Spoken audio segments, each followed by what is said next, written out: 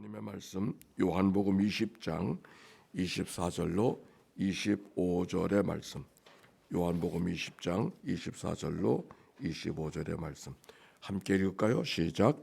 12제자 중에 하나인 디두모라 하는 도마는 예수 오셨을 때에 함께 있지 아니한지라 다른 제자들이 그에게 이르되 우리가 주를 보았노라 하니 도마가 가로되 내가 그 손의 못자국을 보며 내 손가락을 그 못자국에 넣으며 내 손을 그 옆구리에 넣어보지 않고는 믿지 아니하겠노라 하니라. 아멘. 이는 생명의 말씀입니다. 오늘은 부활 후 첫 번째 주일이 옳습니다. 부활하신 예수님께서 제자들에게 나타나서 말씀하셨어요. 평강이 있을지어다. 샬롬 에이레네. 그 평강이 여러분에게도 임하게 되시기를 바랍니다. 그리고 나서 한마디, 아버지께서 나를 보내신 것 같이 나도 너희를 보내노라. 우리가 인천국제공항에 하나님의 부름을 받고 하나님의 보내심을 받았다 하는 마음을 하나님 앞에 우리가 가져야 될 것입니다. 그런데 부활하신 예수님이 나타나고 있는데 그 자리에 도마라는 제자가 없었습니다. 도마가 나갔다가 돌아오니까 제자들이 예수님 다녀가셨다고 그러는 거예요. 그때 도마가 했던 반응이 무슨 반응이에요? 내가 그의 손에 못자국을 넣어보고 내 손가락 그의 손자국을 넣고 내 손을 그의 옆구리에 넣어보지 않고는 결코 믿을 수 없다고 예수님이 부활의 소식을 전했지만 도마가 그렇게 반응하고 있었습니다. 여러분, 이 도마의 반응이 어떻게 생각이 됩니까? 지난주에 말씀 생각나세요? 부활의 증거가 세 가지가 있다고. 첫 번째가 뭐예요? 네, 십자가가 증거라 그랬어요. 십자가는 저주의 상징이에요. 저주의 상징으로 끝났다면은 우리 앞에 있을 수가 없어. 근데 그 저주의 상징이 영광의 상징이 되었다고 하는 것이 부활이 없이는 설명이 안 되는 거예요. 두 번째는 뭐라 그랬어요? 교회라 그랬어요. 왜? 예수님이 십자가 보고 다 도망갔다 그랬잖아요. 제자들도 다 도망가 버렸어요. 그들이 다 돌아와서 예수를 위해 죽었어요. 순교했어. 그래서 물이 모여진 게 교회예요. 그러니까 부활이 없으면 교회가 설명이 안 돼. 세 번째는 뭐라 그랬어요? 주일이라 그랬어요. 왜? 하나님께 예배하는 유대인의 날은 안식일. 그런데 하나님께 예배하는 날은 얼마나 중요한지 그날은 전쟁도 안 한다 그랬어요. 목숨이 달아나도 지켜야 될 게 안식일이었어요. 그런데 그 예배하는 날이 안식일이 아니고 안식일 그 다음 날 주일로 바뀌었다고 하는 것이 부활. 무엇이 있기에 예배하는 날이 바뀌었을까? 부활이 없으면 설명이 안 되는 거예요. 근데 도마가 이걸 알지 못하는 거지. 그러니까 의심할 수밖에 없었어요. 이런 믿음이 그 도마에게는 없었지만 첫째는 십자가, 둘째는 뭐? 교회, 셋째는 뭐라고요? 주일. 이런 믿음이 여러분 안에 있게 되시기를 바랍니다. 그런데 여기 도마가 이해가 되지 않아요? 보지 못했으니까. 아니, 보지 못한 것이 아니라 십자가에 죽는 모습을 너무 생생하게 봤기 때문에 부활하셨다는 얘기를 들어도 믿을 수가 없는 거죠. 여기 예수님이 다시 8일, 17일 후에 나타나셨어요. 그런데 꾸짖지 아니하시고 다시 예수님이 그 제자들에게 이렇게 말씀하셨어요. 그 자리에는 도마도 있었어요. 뭐라고 말씀하셨어요? 첫 번째 한마디. 샬롬 에이레네. 평강이 있을지어다. 꾸짖지 아니하시고 왜 무의심하느냐? 왜 책망하지 않으시고 샬롬 그렇게 말씀하셨어요. 그들이 제자들이 문들을 닫아 걸고 있었다고 하는 것은 얼마나 큰 두려움 속에 있는가를 엿보게 하는 말씀인데 그들을 향하여 다시 평강이 있을지어다. 데살로니가서 후서 3장 16절, 요한복음 3장 16절이 아니고 데살로니가 후서 3장 16절에 보니까 평강의 주께서, 따라서 합시다. 평강의 주께서 때를 얻든지 못 얻든지 때마다 일마다 너에게 평강이 있을지어다. 때마다 일마다 평강 주시기를 원하시는 주님, 오늘도 여러분 안에 그 평강이 임하게 되시기를 바랍니다. 그런데 오늘 말씀 나누고 싶은 이야기는 어떻게 하면 평강을 얻을 수 있을까? 첫 번째, 공동체를 떠나지 말아야 돼요. 어디를 떠나지 말아야 된다? 교회 공동체를 떠나지 말아야 돼. 왜? 지금 다른 제자들은 지금 예수님의 부활을 믿고 주님을 의지하고 예수님 부활을 알고 있었는데 왜 토마가 그 부활을 받아들이지 못하고 있었을까? 부활하신 예수님이 나타나셨는데 그 공동체를 떠나 있었기 때문에. 그렇죠? 함께 있었으면 같이 믿음을 가질 수 있었을 텐데 떠나 있었기 때문에 그 부활의 공동체 안에 함께 있지 못하게 되어졌다고 하는 거예요. 도마가 다시 믿음을 회복하게 된 것도 사실은 공동체 안에 다시 돌아왔었기 때문에, 아니 공동체를 버리지 않았기 때문에 부활의 사람이, 부활의 증인이 된 것이죠. 우리들에게 교회가 얼마나 중요한가. 인천국제공항에 일터를 가진 사람들은 교회를 잃어버릴 경우가 참 많죠. 그래서 여러분 말고 여러분은 여기 이렇게 신앙생활에 리듬을 맞춰야 되는데 리듬이 깨어진 일터가 우리들의 일터니까 신앙생활을 잘 하고 싶어도 마음이 없는 것이라는데 우리가 육신을 갖고 있으니까 삶의 일상의 리듬이 깨어지니까 신앙생활을 하기가 어려운 거야. 그나마도 우리가 일터에 이렇게 예배당이 있다고 하는 게 얼마나 소중한가 하는 것을 기억하고, 우리가 평강을 어떻게 하면 가질 수 있는가? 공동체 안에 있을 때, 공동체를 예수님이 찾아오셔서 평강을 말씀하신 그 주님이 우리가 함께 있을 때 하나님의 평강을 얻게 될 줄로 믿습니다. 그러므로 우리가 좀 속상한 일이 있어도 교회를 떠나지 말고, 안 좋은 일이 있어도 교회를 버리지 말고 교회 안에 있어야 된다는 게 얼마나 소중한가. 장작을 떼본 사람은 알아. 펼쳐놓으면 붙던 불도 꺼져버려. 그러나 그것을 모아놓으면 꺼져가는 불도 펴지는 거죠. 우리들의 삶이 그러한 것이죠. 교회가 얼마나 소중한가. 두 번째, 십자가 앞에 있어야 된다. 평강은 어떻게 얻어지는가? 십자가 앞에 있어야 된다. 여기 성경에 보니까 그 말이 무슨 말이냐면, 예수님이 도마에게 하시는 말씀, 만져보지 않고는, 보지 않고는 믿을 수 없다고 하는 그 도마에게 예수님이 어떻게 하셨어요? 내 손가락을 내밀어, 내 손을 보고 내 손을 내밀어서 내 옆구리를 넣어보라, 그렇게 말씀해요. 자기 옆구리 상처를 내어보시는 주님, 그 상처를 내어보시는 주님을 보면서, 사실 상처라고 하는 것은 감추고 싶은 거, 상처라고 하는 것은 숨기고 싶은 거잖아요. 그런데 그 상처를 내어보시는 주님, 그 주님을, 상처를 바라보고 도마가 나의 주, 나의 하나님으로 고백하게 되어지고, 나의 선생님이 아니라 나의 주, 나의 하나님으로 고백하게 되어지고, 나가서 그가 인도까지 가서 복음을 전하다가 순교하는 놀라운 부활의 사람이 된 것이죠. 여기 상처를 보고서 그가 변화되어졌다는 이야기 속에 무엇을 기억하느냐? 십자가가 뭔가? 예수님의 상처죠. 십자가가 예수님의 상처 아니요? 어쩌면 예수님이 가장 초라한 모습을 보여준 자리가 십자가. 부활의 역사는 어디서, 평강의 역사는 어디서? 십자가를 통해서 얻을 수 있다. 상처는 예수님만이 아니라 우리가 살아가면서도 얼마나 많은 상처들이 있는지, 근데 그 상처가 오늘 나를 여기 있게 만들었다고. 마치 다가오는 역풍이 비행기를 뜨게 만들지.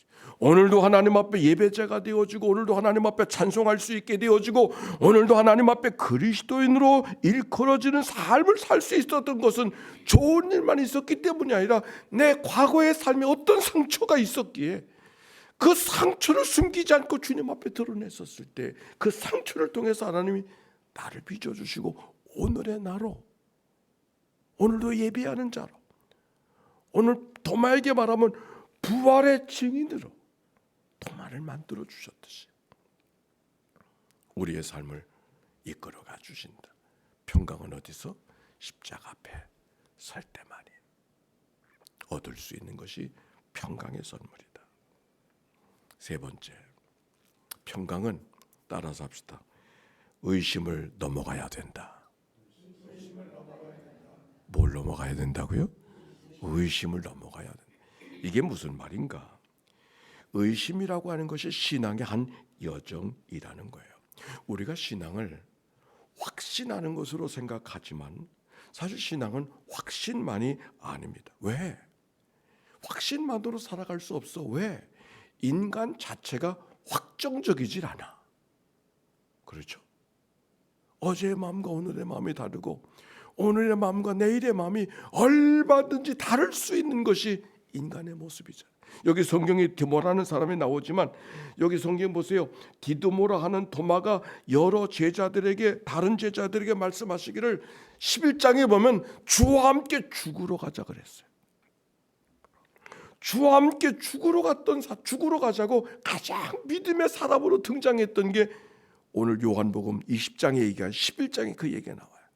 가장 믿음의 사람처럼 보여줬던 도마가 가장 믿음 없는 사람으로 보여지는 오늘의 본문은 매우 아이러니컬하지 않습니까? 근데 도마라는 이름이 원래 도마라는 뜻은 아랍어로 쌍둥이라고 하는 뜻을 갖고 있는데 헬라어로는 디두모라는 뜻을 갖고 있어요. 근데 헬라적인 의미에서 도마, 디두모라는 말의 의미는 쌍둥이라는 의미보다는 이중적이다 이런 말이에요.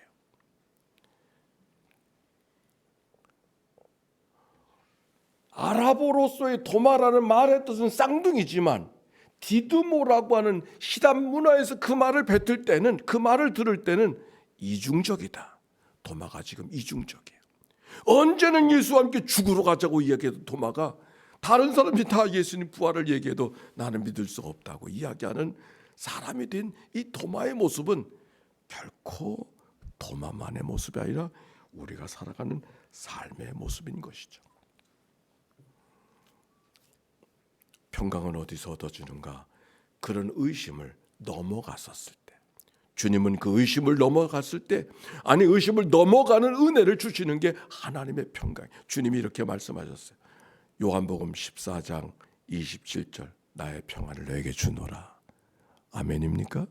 그런데 그 다음에 내가 너에게 주는 평안은 세상에 주는 것 같지 아니하다 라고 말씀하셨어요. 주님이 주시는 평안과 세상에 주는 평안이 두 종류 평안이 있어요. 주님이 주시는 평안이 뭘까 하시면서 하셨던 말씀은 너희는 마음에 근심하지도 말고 두려워하지도 말라. 세상에 두려워할 일이 있고 근심할 일이 없기 때문에 평안한 것이 아니라 근심하고 두려워할 일이 있지만 그 속에서도 내가 너희들에게 주는 평안이 있다고 하는 게 주님의 평안. 세상이 주는 평안은 근심할 일, 두려워할 일이 없어서 만들어진 평안, 그건 세상이 주는 평안, 세상에 구하는 평안. 그러나 그런 평안이 세상에 있나요? 오늘 주님이 주시는 평강은 근심 속에서, 두려움 속에서, 질고 속에서, 고단함 속에서, 슬픔 속에서 주시고자 하시는 평안이 주님이 주시는 평안인 줄로 믿습니다. 의심은 믿음을 아니에요. 그러나 그 의심이 믿음의 한 시작이 된다고 하는 것을 기억해야 될 거예요. 베드로가 예수님의 물가로 걸어오신 모습을 바라보고 뛰어서 그 물가로 걷다가 거센 물결을 바라보고 물속에 빠져들어가고 있었어요. 그때 예수님이 하셨던 말씀, 믿음이 약한 사람아 왜 의심하였느냐 그랬어요. 믿음이 없다고 말하지 않고 믿음이 약한 사람이라고. 의심이라고 하는 것은 불신의 반대가 아니라 오히려 의심하고 있다는 것 자체가 믿음의 시작임을 이야기하고 있는 것이죠.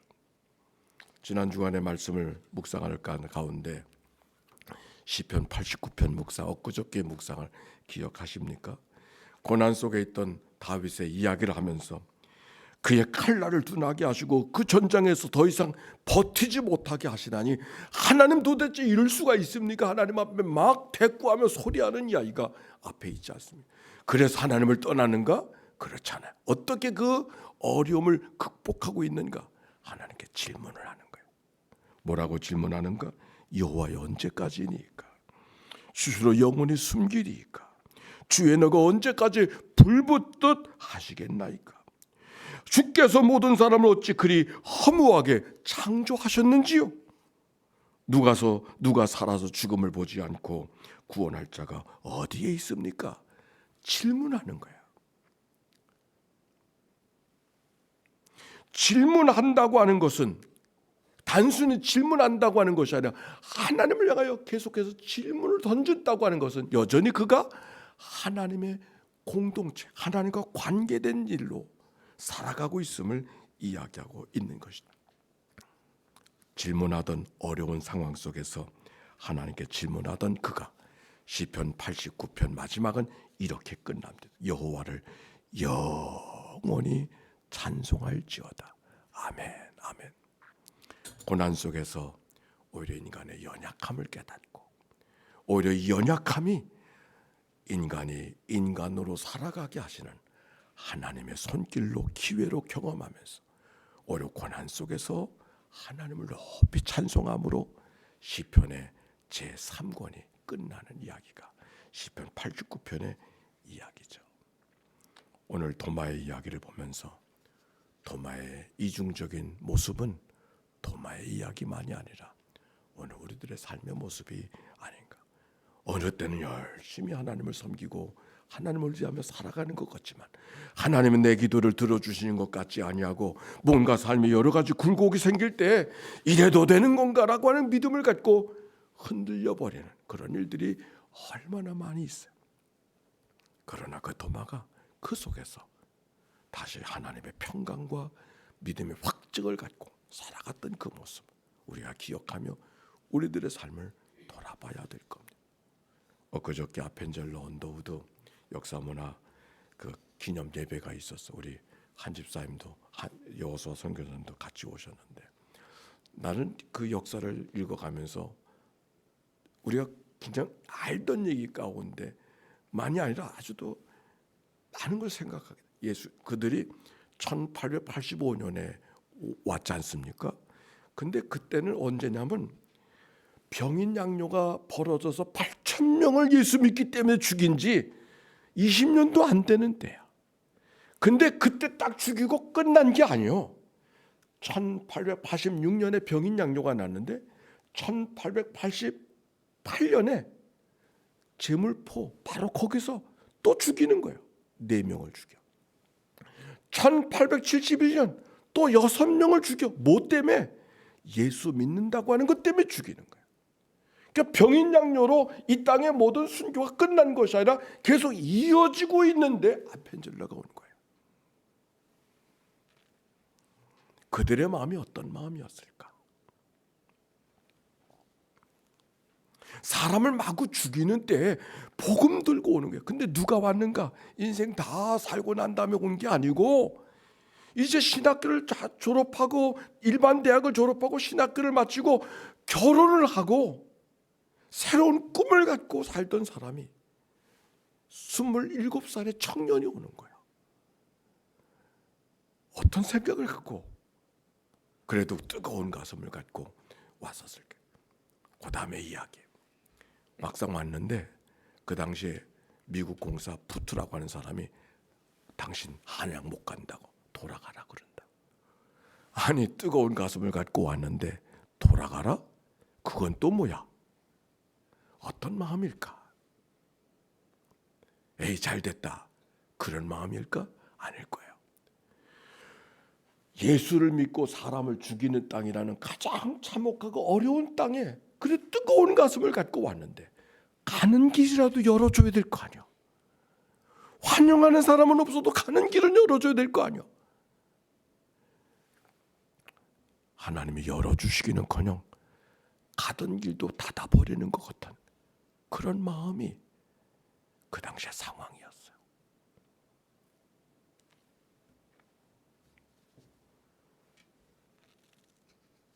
그래서 결국 그들이 일본으로 되돌아가는데 저는 일본으로 되돌아갔다는 말씀의 의미를 생각해 봤어요. 아, 일본으로 되돌아간 거는 일본으로 간 것이 아니라 교회로 되돌아갔구나. 그 당시 교회가 있었거든. 거긴 감리사가 있었고 거긴 일본 교회가 있었거든. 결국 교회로 돌아갔기 때문에 그들이 포기하지 아니하고 하나님의 막히는 것 같은 일 속에서도 다시 회복하고 돌아올 수 있는 기회를 그들이 가졌구나. 교회가 얼마나 중요한가. 오늘도 우리는 교회로 가야 됩니다. 오늘도 교회 안에 있는 것이죠. 요한복음 읽어진 말씀에 제일 마지막에 오늘 말씀 가운데 제일 마지막에 이런 말씀이 있어요. 오직 이것을 기록하면 너희로 예수께서 너희로 하나님의 아들 예수 그리스도이심과 하나님의 아들 그리스도이심과 이심을 믿게 하려 함이요 그의 이름을 힘입어 생명을 얻게 하려 함이라. 그래서 말씀을 기록했다는 거예요. 교회로 돌아갔다는 것은 돌아가서 룰루랄라 한다는 것이 아니라 말씀 있는 곳으로 갔다는 것이죠. 말씀 있는 곳으로 돌아가. 교회는 말씀이 있잖아요. 교회로 갔다는 것은 사람의 모여진 자리로 갔다는 것만이 아니라 말씀 있는 자리로 갔다는 거예요. 교회로 가야 말씀을 듣잖아요. 평강은 어디서 얻어지는가? 교회에서 통해서 얻어지는 하나님의 축복인 것을 기억하고 오늘 교회를 통한 하나님의 평강이 여러분의 모든 삶 속에 계속 되어지시기를 주의 이름으로 축원합니다.